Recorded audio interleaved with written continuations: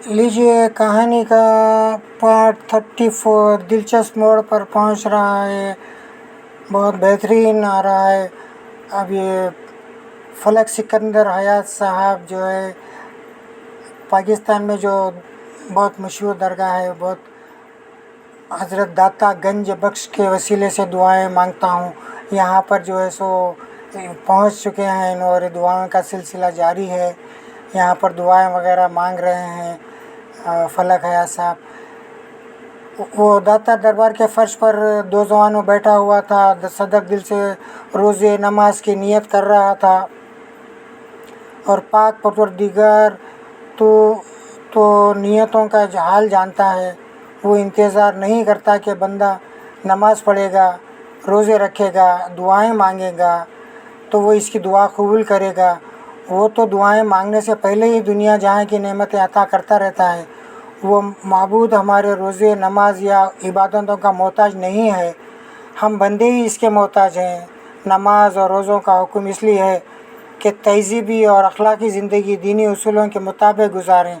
हमारी ज़िंदगी में नेकी, शराफत, ईमानदारी और दयानतदारी के हसीन तरतीब के साथ रहे। जिन लम्हात में फलक हयात सतक दिल से दुआएं में मसरूफ़ था, इन्हीं लम्हात में इसकी दुआएं को शर्फ़ मकबूलियत हासिल हो गई थी। बाहर मूसलाधार बारिश हो रही थी, तूफ़ानी हवाएं चल रही थी, बादल गरज रहे थे, बिजलियां कड़क रही थी और मुक़द्दर हयात बिस्तर मर्ग पर पड़ा हुआ था। वो मौत का बिस्तर था। इसे ज़िंदगी की तरफ वापस नहीं आना था। इसकी हथेली पर ज़िंदगी की जो लकीरें थी वो बुझ रही थी, लेकिन बुझते बुझते इसको जोत मिलने लगी। हथेली की सतह पर जो लकीरें डूब गई थी वो उभरने लगी। मुक़द्दर सांस लेने लगा और इस तरह मेरा जन्म होने लगा।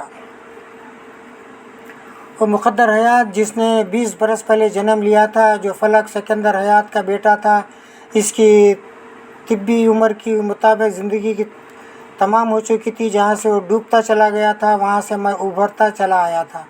इंसान के साथ इसका मुक़द्दर रहता है और इसके साथ ही मर जाता है। लिहाजा जब मैं जी रहा था तो मेरे साथ वही मुक़द्दर हयात ज़िंदगी पा रहा था, लेकिन अब वो तब्दील हो चुका था। इसके दिल और दिमाग में, इसके जिस्म और जान में, इसकी रगों के अंदर दौड़ते हुए लहू में सिर्फ मैं ही था। और जहाँ मुक़द्दर होता है वहाँ दुख बीमारियाँ नहीं होती। लिहाजा अब ना ब्रेन कैंसर था और ना ही कोई बीमारी। सेहतमंदी और तंदुरुस्ती अंगड़ाई लेकर उठ बैठी थी। मैं दोनों हाथों से अपने जिस्म को छू कर देखने लगा, यकीन करने लगा कि अब मेरा एक इंसानी वजूद है। मैं बेड से उतरकर एक कद आदम आईने के सामने आया, ख़ुद को मुख्तलिफ़ ज़ावियों से देखने लगा। पहले इस जिस्म को कोई और इस आईने में देखा करता था, आज मैं देख रहा था। शक्ल और सूरत वही थी, जिस्म वही था। इतनी तब्दीली हुई थी कि ब्रेन कैंसर के मरीज़ का मुक़द्दर सरापा इंसानी हो गया था। कमरे के बाहर ख़दमों की आहट सुनाई दी। मैंने फ़ौरन ही बेड पर आकर लेट गया। हमारा फैमिली डॉक्टर दरवाज़ा खोलकर एक नर्स के साथ अंदर आया। मैं ये ज़ाहिर नहीं करना चाहता था कि अचानक ही हैरत अंगेज़ तौर पर सेहतमंद हो चुका हूँ। डॉक्टर ने खुद ही मायना कर एक महीने के दौरान मुझे देखकर कहा, आज तो तुम्हारे चेहरे पर बड़ी रौनक है, लगता ही नहीं है कि बीमार हो। मैं मुस्कुरा कर रह गया। यूँ रफ्ता रफ्ता दिन गुजरने लगे। मेरा तिब्बी मायना होता रहा और मेडिकल रिपोर्ट कहती रही कि मैं हैरत अंगेज़ तौर पर सेहतमंद हो रहा हूँ। फिर मेरी ब्रेन स्कैनिंग हुई तो बड़े बड़े डॉक्टर हैरान रह गए। कहने लगे, ये तो मौजूज़ा हो रहा है, ब्रेन कैंसर के आसार ना होने के बराबर है। अगर मौजूद दवाएं जारी रखी गई तो कैंसर का नाम तक नहीं रहेगा। मेरे डैडी ज़्यादा से ज़्यादा वक्त दाता दरबार में गुजारते थे। 24 घंटों में 2 बार घर आया करते थे और मुझे देखकर खुश होते रहते थे, अल्लाह ताला का शुक्र अदा करते रहते थे। एक माह बाद मैं हेल्थ क्लब जाने लगा। सुबह से शाम तक डैडी के कारोबार में दिलचस्पी लेने लगा। मैं मुक़द्दर हूँ, ये जानता हूँ कि किस हाल से गुज़र रहा हूँ और मुझे कैसे मुस्तक़बिल की तरफ जाना है। मैं अपनी ज़ात में एक ऐसा नजूमी था जिसे हाथ की लकीरें देखने की ज़रूरत नहीं पड़ी थी। डैडी कभी सोच भी नहीं सकते थे कि चंद माह बाद इनके कारोबार के वो तमाम गुर सीख लूँगा जिन्हें बहुत कम लोग समझ पाते हैं। मैं कारोबार को इतनी जहनत से संभाल रहा था कि डैडी मुतमईन हो गए थे और गोशा नशीन रहकर सिर्फ इबादत इलाही में मसरूफ़ रहते थे। 2 बरस बाद मेरे और इन्हीं के नाम तमाम दौलत जायदाद और कारोबार लिखकर अल्लाह को प्यारे हो गए। इनके इंतकाल के बाद वकील अखलाक अहमद ने मुझसे कहा, मरहूम की वसीयत के मुताबिक तुम्हें अब भी अपने ख़ानदान वालों से दूर रहना होगा। तुम्हारे बारे में कोई कुछ नहीं जानता है। जब इन्हीं शादी करना चाहेगी और किसी से इसका रिश्ता तय होगा तो इस रोज़ मैं इन्हें वसीयत का दूसरा हिस्सा पढ़कर सुनाऊंगा और तुम्हारे बारे में इंकशाफ करूंगा। डैडी के इंतकाल के तकरीबन 1.5 बरस बाद ऐनी ने सलामत पाशा उरूफ पाशा जानी को अपना लाइफ पार्टनर्स बनाने का फ़ैसला किया तो वकील अखलाक अहमद ने डैडी की वसीयत का दूसरा हिस्सा इन्हें सुना दिया और ये बता दिया कि मैं जल्दी अपनी बहन ऐनी से और तमाम रिश्तेदारों से मिलने के लिए आने वाला हूँ। मेरा जिक्र सुनने के बाद सभी मुझे देखने और मुझसे मुलाकात करने के लिए बेचैन हो गए थे। अखलाक अहमद ने यही बताया था कि मैं लंदन में हूँ, जबकि मैं लाहौर आ चुका था। मैं अक्सर अपने कारोबार के सिलसिले में कराची, इस्लामाबाद और लाहौर आता जाता रहता हूँ। मैंने ऐनी को और दूसरे तमाम रिश्तेदारों को दूर दूरी से देखा है। लाहौर में तो निमरा को देखता ही रहता हूँ। इसे देखते रहने का मतलब ये है कि इसके अंदर कुछ बात है। मेरे दिल से पूछा जाए तो ये धड़क धड़क कर कहेगा, इसके अंदर कुछ नहीं, बहुत कुछ है। वो बहुत ही हसीन और दिलनशीन है, अदाओं से भरपूर है। वो मुँह फेर कर बैठती है तो दिल बैठने लगता है, उठती है तो अंगड़ाई की उठान पर आ जाती है, चलती है तो लगता है कि क़यामत की चाल चल रही है और बोलती है तो कानों में रस घोलने लगती है। वो मेरे हवास पर छा गई है, लिहाजा पहले मैं इससे छेड़छाड़ शुरू करूँगा। कुछ इब्तिदाई मुलाकात होगी, इसके बाद मैं ऐनी और इसके बुज़ुर्गों से मिलने जाऊँगा। ड्राइंग रूम में ख़ानदान के तमाम अफराद मौजूद थे। वकील अखलाक अहमद मरहूम मलिक सिकंदर हयात की वसीयत का दूसरा हिस्सा सुना चुका था और मेरे बारे में बता चुका था कि मैं कौन हूँ, क्या हूँ, जल्दी आने वाला हूँ। बेगम आफ्ताब, फलक नाज और फलक आफ्ताब को इस बात से गहरी दिलचस्पी थी कि मैं कंवारा हूँ। वो ऐसे ही वक्त पाशा जानी ने फ़ोन पर उरूज और ऐनी को बताया कि इसके रास्ते में दीवारें खड़ी की जा रही हैं। कुछ नादीदा अफराद ने फायरिंग की है और वो इनसे बचता फिर रहा है। उरूज ने एकदम से परेशान होकर अपनी जगह से उठते हुए कहा, ओह नो, तुम पर कौन फायरिंग कर सकता है। ये सुनते ही ऐनी भी खड़ी हो गई। इसने फ़ोन छीनकर अपने कान से लगा कर बोली, हेलो, ऐनी बोल रही हूँ, पाशा तुम्हारे साथ क्या हो रहा है। ऐसे वक्त उरूज घूर कर कभी जीशान को और कभी दुर्दाना बेगम को देख रही थी। अपना मोबाइल फ़ोन ऑन रखो, पाशा ने कहा। मैं किसी महफूज जगह पहुंचने की बाद फ़ोन करूंगा, अपना मोबाइल फ़ोन ऑन रखो, खुदा हाफिज़। ऐनी फ़ोन बंद करके उरूज से लिपट गई और रोने लगी। वो परेशान होकर बोली, अरे ये क्या, क्यों रो रही है, वो खैरियत से तो है। इसने हाँ के अंदाज में सर हिला कर कहा, वो कहीं छुपता फिर रहा है, किसी महफूज जगह पहुंचने के बाद हमसे रब्ता करेगा। अखलाक अहमद ने कहा, इसने तो कुछ बताया होगा, कौन इस पर फायरिंग कर रहा है। फायरिंग करने वाले कहीं इधर उधर छुपे हुए थे, वो इन्हें देख नहीं सकते। अभी कुछ देर बाद फ़ोन करके तफसील से बातें करेंगे। उरूज ने अखलाक अहमद से कहा, अंकल आप अपना नया मुकदमा लड़ने के लिए तैयार हो जाएं। इस सिलसिले में मेरा एक ऐनी का बयान होगा कि पाशा से दुश्मनी रखने वाले इसे आज ही जान से मार डालना चाहते हैं ताकि वो मंगनी की रस्म अदा करने के लिए यहाँ ना आ सके। फलक आफ्ताब ने कहा, उरूज तुम यहाँ हमारे दरमियान ख्वामों का आग लगा रही हो, साफ साफ कहो क्या कहना चाहती हो। यहाँ हम पाशा की मुखालिफत कर रहे हैं, इसे दामाद नहीं बनाना चाहते हैं, मगर मुखालिफत करने का मतलब ये नहीं है कि हम इसके जानी दुश्मन बन गए हैं। ऐनी ने कहा, चाचा जान आप हमको इल्ज़ाम नहीं दे रहे हैं, लेकिन ये भी तो सोचें कि आज से पहले पाशा से किसी ने ऐसी दुश्मनी नहीं की, किसी ने इस पर गोली नहीं चलाई, फिर आज ही ऐसा क्यों हो रहा है। जीशान ने कहा, वो एक टैक्सी ड्राइवर है, इसके कितने ही दोस्त और कितने ही दुश्मन हो सकते हैं। ये ज़रूरी तो नहीं है कि तुम इसके तमाम दोस्तों और दुश्मनों को जानती हो। अगर तुम हम में से किसी पर शुबा कर रही हो तो साफ साफ कह दो। आप हमें साफ साफ बताएं कि वकील अंकल के आने से पहले दुर्दाना आंटी को आप यहाँ से दूसरे कमरे में ले गए थे। आप दोनों वहाँ बड़ी देर तक बातें करते रहे थे। میں پوچھتی ہوں محفل سے اٹھ کر چپکے سے رازداری کی باتیں کرنا خلاف تہذیب نہیں ہے؟ وہاں ضرور ہماری مخالفت میں باتیں ہوئی ہیں جو اب تک ہم سے چھپائی جا رہی ہیں۔ دردانہ بیگم نے کہا، ہم نے تمہاری مخالفت میں کوئی بات نہیں کی ہے، مجھے اپنے بیٹے کی ہلاکت کا صدمہ ہے، میں اندر سے ٹوٹ رہی ہوں۔ میں ذیشان سے کہہ رہی تھی کہ یہ جلد سے جلد میرے جواد کے قاتلوں کا سراغ لگائے۔ احمد اخلاق نے کہا، آپ یہ باتیں یہاں بھی کر سکتی تھیں، الگ کمرے میں جا کر کہنے کی کیا ضرورت تھی؟ دردانہ بیگم ایک ذرا گڑبڑائی، پھر بولی، دیکھیں، کچھ ایسی ذاتی باتیں ہوتی ہیں جو سب کے سامنے نہیں کی جاتی۔ میں حشمت عینی کے ساتھ اپنی ضلالت دکھانے کے بعد چھپتا پھر رہا ہے اور ذیشان اسے گرفتار کرنا چاہتا ہے، لیکن اچانک پتہ چلا کہ اس کی ضمانت ہو گئی ہے، اب یہ اسے گرفتار نہیں کر سکے گا۔ ذیشان کو شبہ ہے کہ میں نے اس کی ضمانت لی ہے۔ ہم دوسرے کمرے میں اسی بات پر بحث کر رہے تھے۔ میں یقین دلا رہی تھی کہ میں نے حشمت کی ضمانت نہیں لی ہے، مجھے اس سے کوئی لگاؤ، کوئی دلچسپی نہیں ہے۔ پھر وہ عروج کو بڑی حقارت سے دیکھتے ہوئے بولی، جس کی بہن مجھ سے دشمن سمجھتی ہے، میں اس کے بھائی سے کیوں ہمدردی کروں گی؟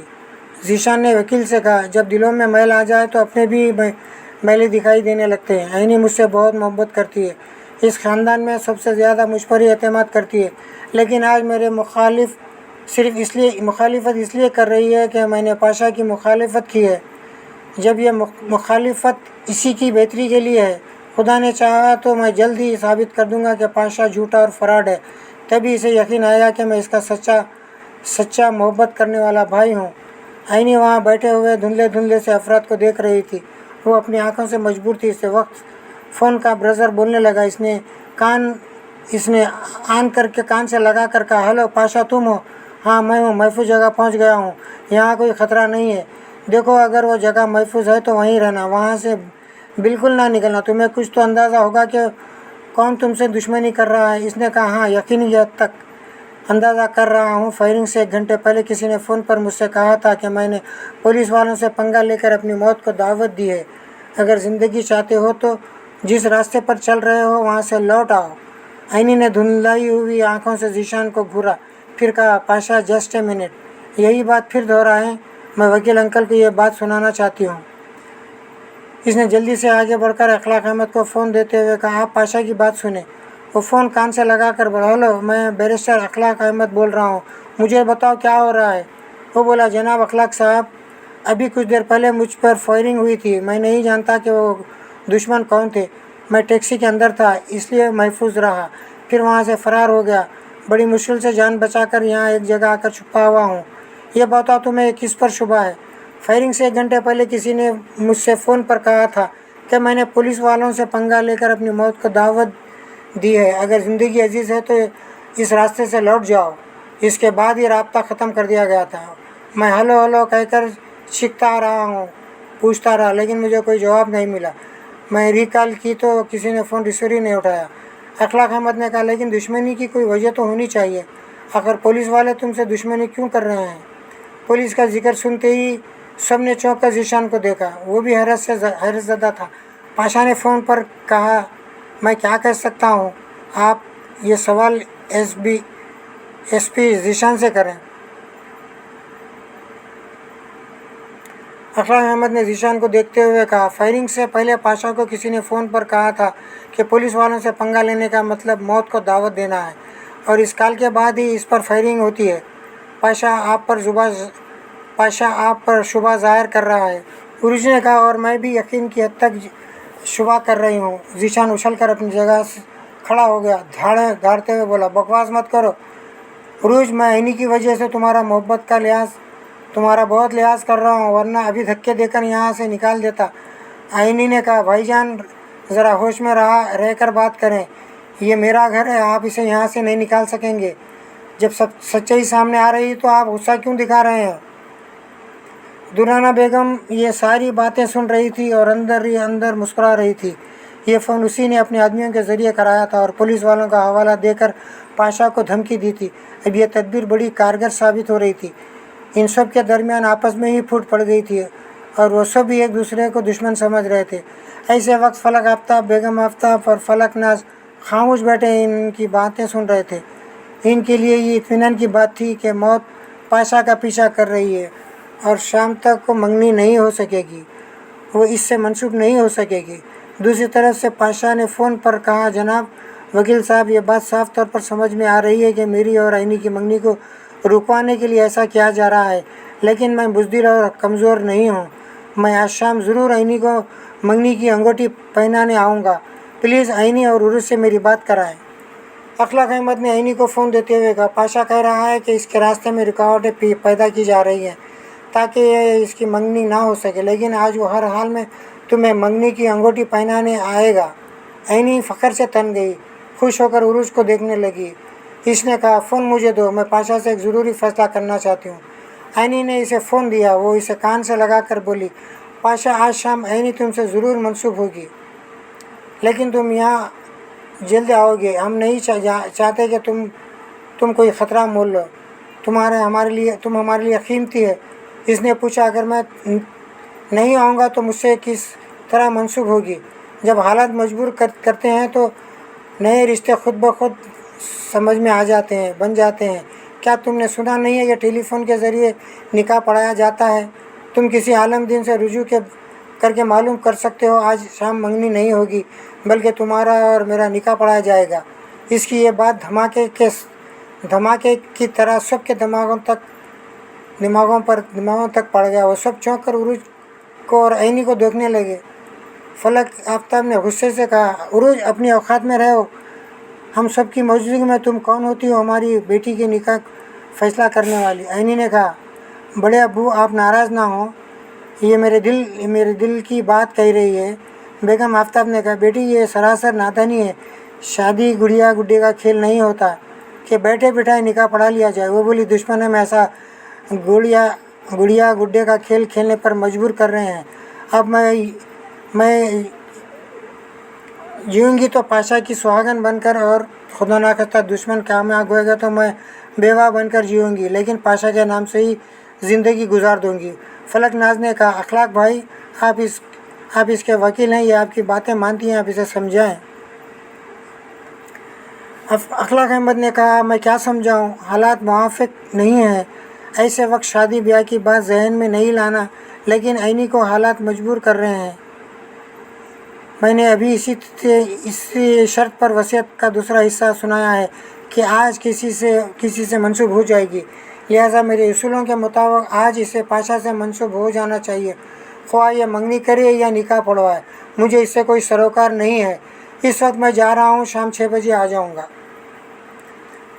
वो उठकर जाने लगा। उरुज ने कहा, अंकल, आपसे गुजारिश है, आप आइनी को बेटी की तरह चाहते हैं। अब तक इसकी दौलत जायदाद की निगरानी करते चले आए, हर अच्छे बुरे वक्त में इसका साथ देते रहे। आज इसकी ज़िंदगी का बहुत अहम दिन है, ये निकाह पढ़वाने वाली है, आप अपना एक फ़र्ज़ अदा करें। इसने सवालिया नज़रों से देखा। वो बोली, आप शाम के वक्त यहाँ आएँ तो काजी साहब को साथ लाइएगा। बेगम आफ्ताब, फलक नाज और दुर्दाना और जीशान खूनख्वार लहजों से इस गैर लड़की को बढ़ चढ़ कर बोलते हुए देख रहे थे। हर एक का जी चाह रहा था कि उसे धक्के देकर कोठी से निकाल दे। वो ऐसा सोच तो सकते थे मगर कर नहीं सकते थे। अखलाक अहमद ने कहा, ठीक है, मैं निकाह के तमाम इंतज़ाम करके आऊँगा। इस दौरान मैं आइनी फ़ोन को कान से लगाए हुए थी और धीरे धीरे वहाँ के हालात बता रही थी। दूसरी तरफ पाशा वहाँ की तफसील सुन रहा था। जब वकील वहाँ से चला गया तो उरुज ने फ़ोन लेकर कान से लगाते हुए कहा, तुम जहाँ छुपे हो वहीं रहो, तुम और आइनी फ़ोन पर निकाह कबूल करोगे। वो बोला, तुम फिक्र ना करो, मैं अपनी हिफाजत खुद करता रहूँगा। उरुज, मेरी जान, तुम बहुत दिल वाली हो। कितनी मोहब्बत से मुझे और आइनी को मंसूब कर रही हो। I love you my sweetheart. Uruj ने एक ज़रा झिझक कर आसपास बैठे हुए अफराद को देखा, फिर फ़ोन पर कहा, अच्छा, अब मैं फ़ोन बंद कर रही हूँ, तुम थोड़ी देर बाद फ़ोन करके हमें अपनी खैरियत से आगाह करते रहो। आइनी ने कहा, मुझे तो बात करने दो। उरुज ने फ़ोन बंद करते हुए कहा, हरगिज़ नहीं, तुम इसकी होने वाली दुल्हन हो। जब तक निकाह नहीं पढ़ाया जाता और दूल्हे की हैसियत से तुम्हारे सामने नहीं आ जाता, तब तक तुम इनसे बात नहीं करोगी।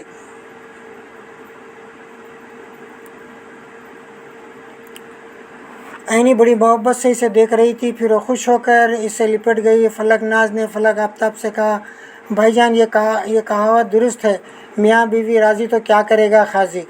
عینی راضی ہے، پھر وکیل صاحب بھی اس کی حمایت کر رہے ہیں، تو ہم کیوں نہ اس کی خوشی میں خوش رہیں۔ فلک آفتاب نے کہا میں کب ناخوش ہوں، یہ ہماری بیٹی ہے، ہمیں ہر حال میں اس کی خوشی عزیز ہے۔ بیگم آفتاب نے کہا صرف اس سے خوش نہیں ہوگا، شام کو اس کا نکاح پڑھوایا جائے گا۔ جتنی رشتہ داروں کو انہوں نے فون کیا ہے، ان کے کھانے پینے کا انتظام کرنا چاہیے۔ آپ یہاں بیٹھ کر صرف باتیں کرتے رہیں گے تو یہ تمام انتظامات کون کرے گا؟ دردانہ بیگم نے اٹھتے ہوئے کہا میں تو عینی کی ماں ہوں، ماں ہو کر بھی ماں نہیں سمجھی جا رہی ہوں، مجھے دشمن سمجھا جائے، لہٰذا مجھے چلے جانا چاہیے۔ عینی نے کہا اگر ہم آپ کو دشمن سمجھ رہے ہیں تو آپ تو بیٹی کو دشمن نہ سمجھے، اس کی خوشی میں شریک رہیں۔ سوری، تم یہ بھول رہی ہو کہ کل ہی میرا جوان بیٹا مجھے عمر بھر کا صدمہ دے کر اس دنیا سے جا چکا ہے۔ اپنے اس غم کے پیش نظر میں کسی خوشی میں شریک نہیں ہو سکتی۔ وہ پلٹ کر جانے لگی۔ ذیشان نے اپنی جگہ سے اٹھتے ہوئے کہا چلیں میں آپ کو باہر تک چھوڑ دوں۔ وہ دونوں وہاں سے چلتے ہوئے باہر آئے۔ ذیشان نے دھیمی آواز میں کہا آنٹی یہ آپ نے اچھا نہیں کیا۔ وہ انجان بن کر بولی میں نے کیا کیا؟ آپ کے آدمیوں نے آپ کے حکم سے پاشا کو فون پر کہا ہے کہ پولیس والوں سے ٹکر لینا موت کو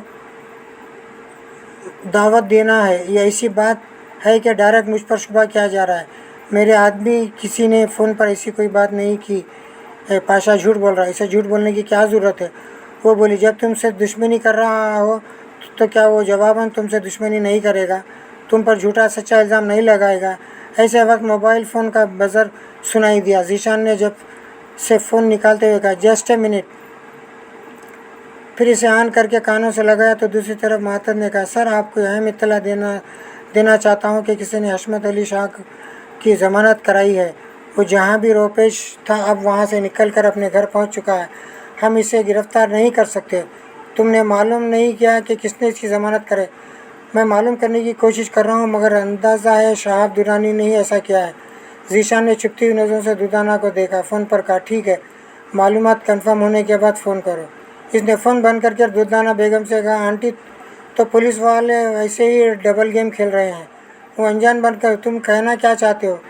ابھی آپ نے ڈرائنگ روم میں وکیل اخلاق احمد صاحب کہا تھا کہ ہم دونوں دوسرے کمرے میں جا کے باتیں کر رہے تھے، مجھے آپ پر شبہ ہے آپ نے حشمت کی ضمانت کرائی ہے۔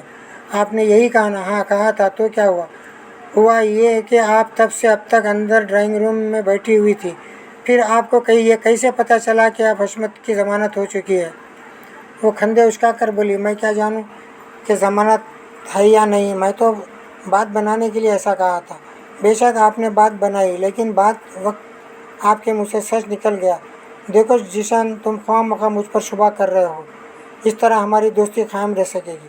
اس نے پھر اسے چپتی ہوئی نظروں سے دیکھا۔ میرے آدمی معلوم کرنے کی کوشش کر رہے ہیں کہ حشمت کی ضمانت کس نے کروائی ہے، اور یہ معلوم کرنا زیادہ مشکل نہیں ہے۔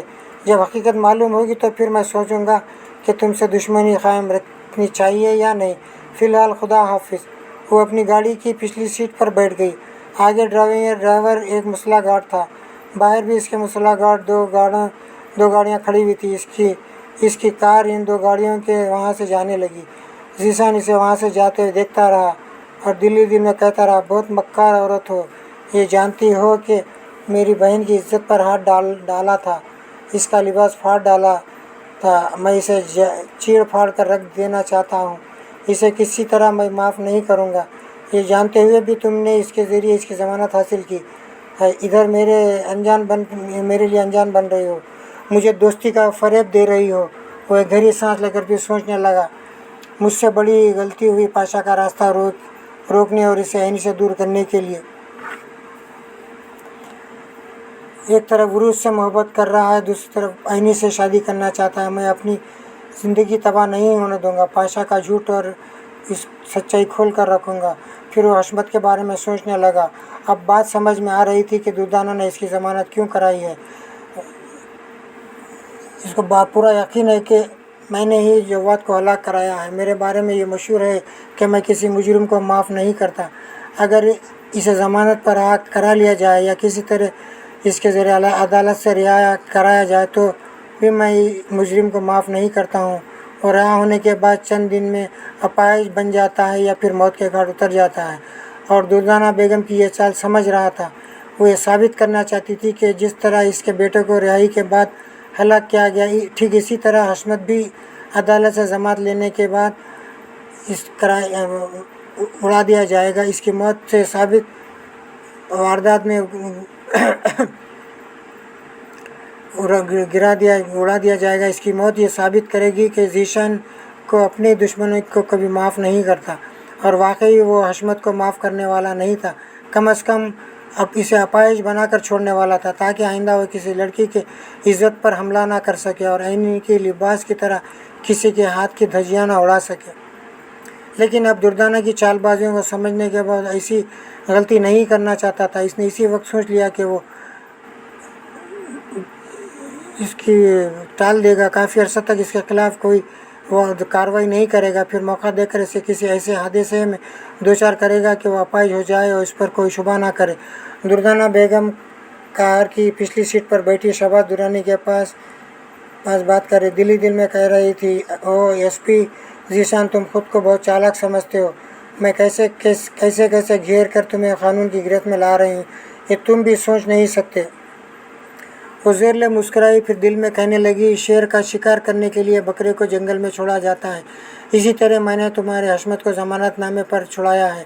ذیشان اس سے ضرور شکار کرے گا، اگر وہ میری چال بازیوں کو سمجھ کر ایسا نہیں کرے گا تب بھی بری طرح پھنسے گا۔ میں 24 گھنٹوں تک انتظار کروں گی کہ وہ حشمت کو کوئی نہ کوئی نقصان پہنچائے یا نہیں تو اسے اپائج بنا ڈالے یا پھر مار ہی ڈالے۔ اگر وہ ایسا نہیں کرے گا تو میں شہباز سے کہوں گی کہ اس کے آدمی حشمت کو ہلاک کریں گے اور الزام ذیشان پر آئے گا۔ پھر اس نے حقارت سے منہ بنا کر سوچا، ایس پی ذیشان، تم نے ایک ناگن کے سپولے کو مارا ہے جو اپنے دونوں تم میرے زہر سے نہیں بچو گے۔ میں وہ عورت ہوں جو اپنے 2 شوہروں کو کھا چکی ہوں، تم کیا چیز ہو؟ حشمت مطمئن ہو گیا تھا کہ ضمانت مل چکی ہے، ذیشان اسے گرفتار نہیں کر سکے گا، اب وہ آزادی سے گھر کی 4 دیواری سے باہر جا سکے گا۔ گھر سے تو کیا، اس نے اور اس کی محبوبہ ڈاکٹر آرزو نے ایک ملک سے باہر جانے کی پلاننگ کی تھی، اور اس منصوبہ بندی کے تحت انہوں نے ماں باپ سے 5 لاکھ روپے حاصل کر لیے تھے۔ اب آرزو یہ چاہتی تھی کہ یہ رقم اس کے اکاؤنٹ میں چلی جائے اور اس کے ماں باپ کو واپس نہ کی جائے، اور اس کے لیے ان کا ملک سے باہر جانا ضروری تھا تاکہ وہ یہ بہانہ کر سکے کہ وہ تمام رقم خرچ ہو چکی ہے۔ آرزو نے اپنی ہونے والی ساس بیگم شاہ بیگم سے کہا، آنٹی، ضمانت تو ہو چکی ہے، پھر بھی خطرہ سر منڈلاتا رہے گا۔ ذیشان بہت خبیث افسر ہے، اس نے حشمت کے خلاف FIR درج کی ہے۔ جب تک عدالت سے آپ کے بیٹے کو رہائی نہیں ملے گی تب تک وہ ان کے پیچھے پڑا رہے گا، کسی نہ کسی طرح انہیں نقصان پہنچانے کی کوشش کرتا رہے گا۔ بیگم شاہ نے کہا، ہاں بیٹی، یہ دھڑکا تو مجھے لگا ہوا ہے، اسی لیے کہہ رہی ہوں، ہمیں کچھ دنوں کے لیے ملک سے باہر چلے جانا چاہیے۔ جب عدالت پیشی کی تاریخ آئے گی تو ہم دونوں واپس آ جائیں گے۔ لیجیے، یہاں پر روک رہا ہوں مقدر کا پارٹ 34۔ اس کہانی کا دلچسپ کہانی کا آگے چل رہا ہے، آپ لوگ کنٹینیو اگر اس کہانی کو سنتے رہیں گے تو پھر آپ کو دلچسپی پیدا ہوگی، مزہ آئے گا، انٹرسٹ آئے گا اور آپ کا ٹائم اچھا پاس ہوگا۔ بہت بہت شکریہ، دیکھتے رہیے، سنتے رہیے۔ میں مقدر ہوں، میں آپ ہی کے ساتھ پیدا ہوتا ہوں اور آپ ہی کے ساتھ مر جاتا ہوں۔ میں آپ کی لکیروں پر چلتا ہوں اور آپ کے ساتھ ہی ختم ہو جاتا ہوں، کیونکہ میں مقدر ہوں، میں مقدر حیات، میں آپ کا اپنا سب کا مقدر ہوں۔ سنتے رہیے، دیکھتے رہیے، انجوائے کرتے رہیے، اور ہو سکے تو سبسکرائب بھی کیجیے، شیئر بھی کیجیے، لائک بھی کیجیے، اور ہمیں ہمت ملتی ہے اور انٹرسٹ پیدا ہوتا ہے کہ ہاں سبسکرائب بھی کر رہے ہیں آپ لوگ، انٹرسٹ سے پڑھ بھی رہے ہیں۔ شکریہ بہت بہت، اپنا خیال رکھیے، اللہ حافظ۔